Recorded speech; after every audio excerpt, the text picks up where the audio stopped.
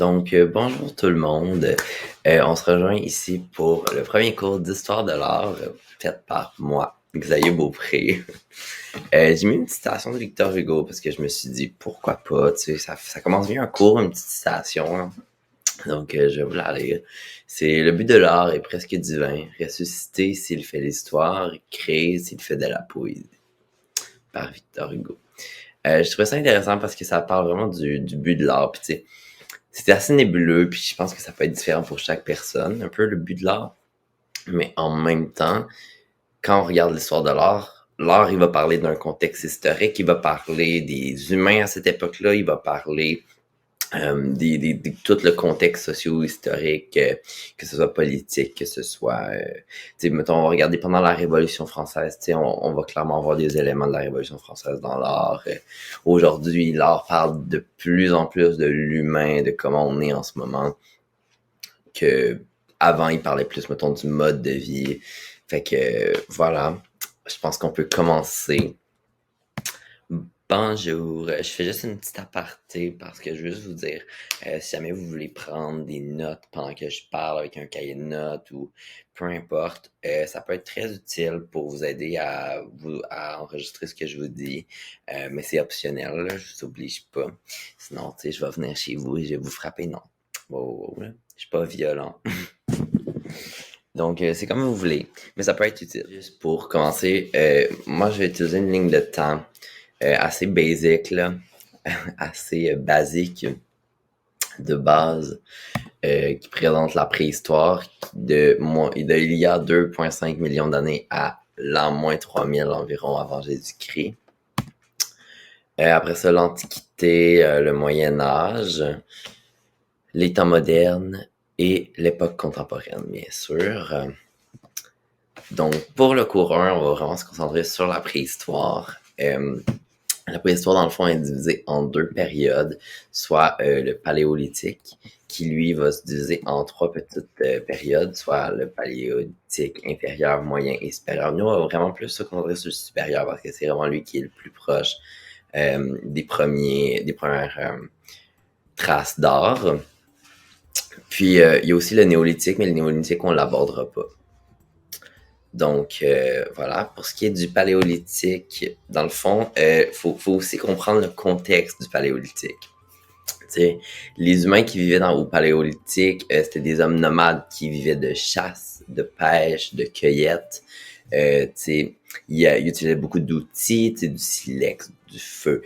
Ils utilisaient de la pierre, ils utilisaient des lances, ils se faisaient des couteaux en pierre. Puis tout ça, ça va avoir un gros impact sur l'art. Ils vivaient, évidemment, il n'y avait pas de maison, puisqu'ils étaient nomades. Ils utilisaient beaucoup des campements en peau qui se défaisaient très rapidement, puis qui se reconstruisaient très rapidement aussi. Puis, ils utilisaient aussi des caves, des cavernes. Puis c'est là on a vraiment commencé à faire de la sépulture, ce qui veut dire enterrer les morts ou rendre hommage aux morts. Puis c'est vraiment ça qui a déclenché les mouvements artistiques, les premières formes d'art, parce que dans le fond, faisant hommage à un mort, on lui donne quelque chose, on allait lui faire quelque chose. Donc c'est vraiment là que les premières formes d'art ont pris place. Donc, maintenant que le contexte est fait, on va se lancer dans une première œuvre. Ici, nous avons la Vénus de Lassel, qui a été retrouvée en Dordogne, qui est une région de la France, il y a 25 000 ans. Dans le fond, mon but ici, c'est vraiment de vous aider à acquérir un vocabulaire qui va pouvoir vous permettre de parler de l'art. Comment on décrirait cette gravure? On décrirait ça comme un nu féminin.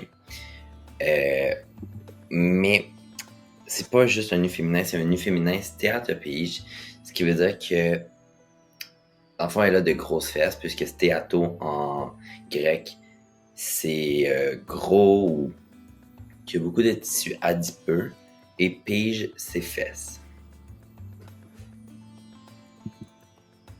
On peut aussi dire que c'est un bas-relief frontal, soit que, dans le fond, c'est en deux dimensions. La sculpture n'est pas... Dans le fond, ce n'est pas la sculpture. La sculpture est dans la pierre. puis elle est frontale puisque tout son corps est vers l'avant. Ce qui est très important aussi de comprendre, c'est vraiment une grosse particularité de l'art préhistorique, c'est que les œuvres sont souvent votives, ce qui veut dire qu'elles ont un but d'exaucer un vœu. Par exemple, ici, c'est vraiment la fécondité, la fertilité. Par exemple, une tribu qui aurait fait cette gravure aurait voulu, par exemple, avoir que les femmes dans leur tribu soient fertiles et puissent assurer la pérennité de la tribu. Puis, on peut aussi dire qu'elle est faite de pierre. Ensuite, nous avons la Vénus de Willendorf en Autriche. Celle-ci est quand même similaire à l'autre. C'est un féminin, c'est atopige. Par contre, elle, c'est une ronde bosse. Une ronde bosse, dans le fond, c'est vraiment 3D. Il n'y a pas de 2D, elle n'est pas dans la pierre.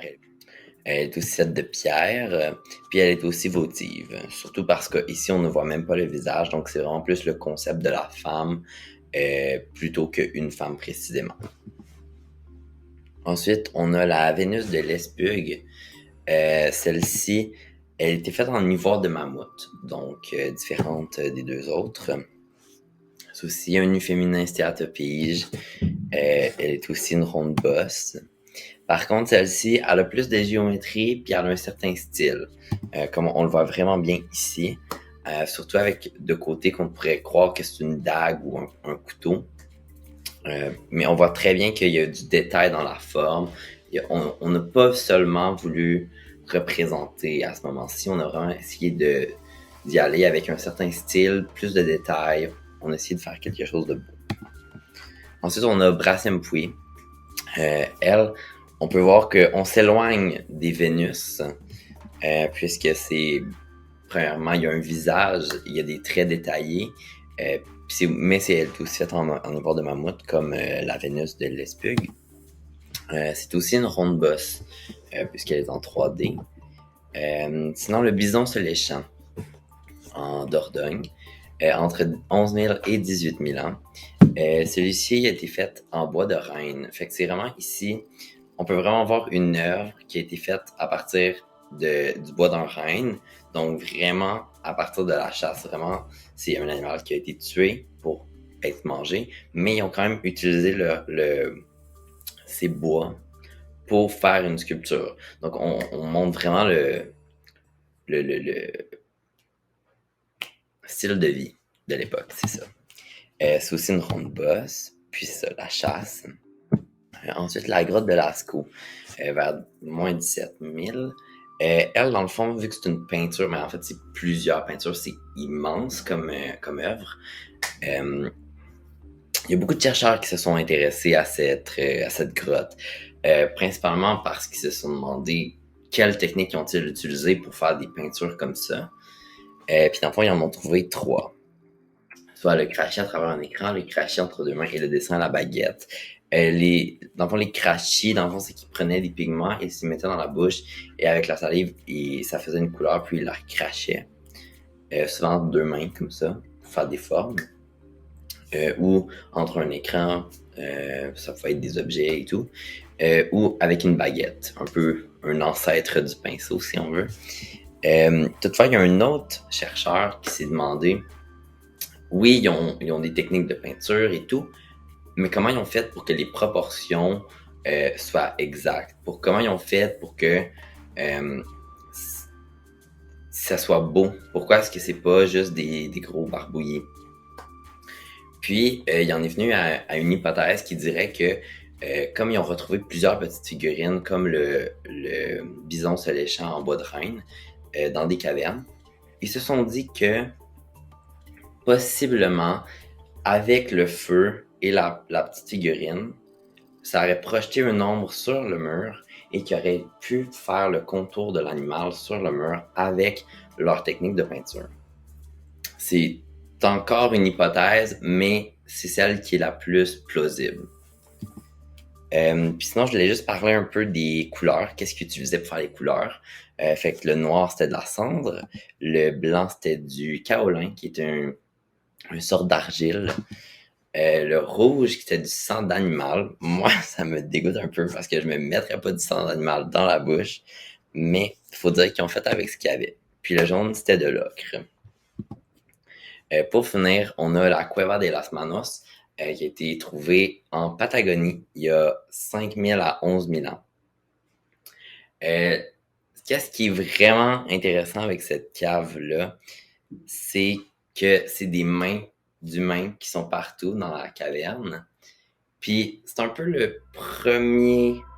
la première écriture, si on veut, parce que de ce qu'on sait, il n'y avait pas d'écriture à cette époque-là.